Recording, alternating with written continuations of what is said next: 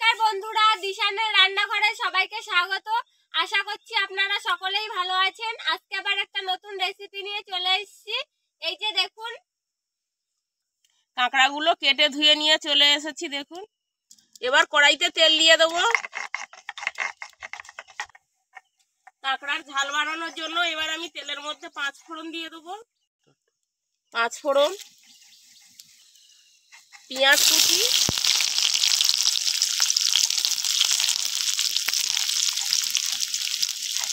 রসুন বাটা,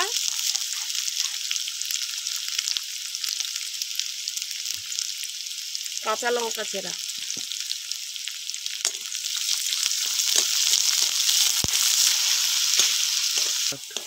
পেঁয়াজটা কষিয়ে নিয়েছি। হলুদ, লবণ, গুঁড়ো, সামান্য একটু জল দিয়ে মশলাটাকে কষিয়ে নেব।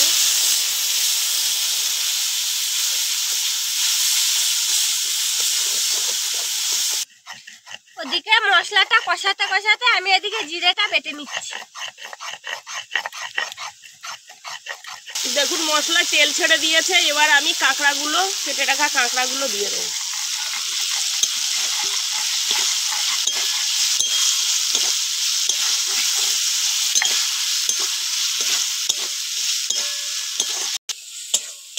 এই কাঁকড়া তো ঝাল খেতে হেভি লাগে, আর যা ঝিলু হয়েছে আগে আরো বেশি পাওয়া যেত, এখন তো একটু কম পাওয়া যায়।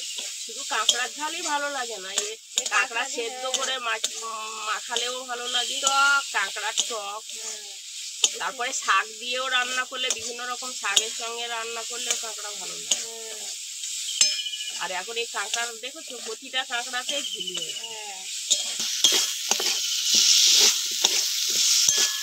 কষানো হয়ে গিয়েছে, এবার এর মধ্যে জিরে বাটা দিয়ে দেবো।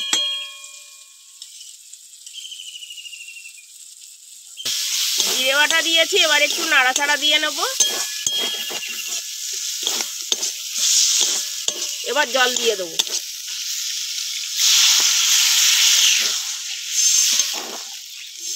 কাঁকড়াটা একটু কষা কষা হবে, সেই জন্য পরিমাণ মতন জলটা দিতে হবে।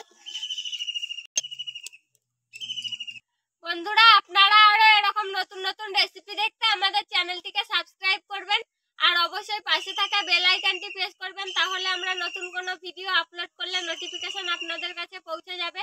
আর কে কোথা থেকে দেখছেন কমেন্ট করে জানাবেন, তাহলে আমরা আরো অনেক নতুন নতুন ভিডিও করার আগ্রহ পাবো।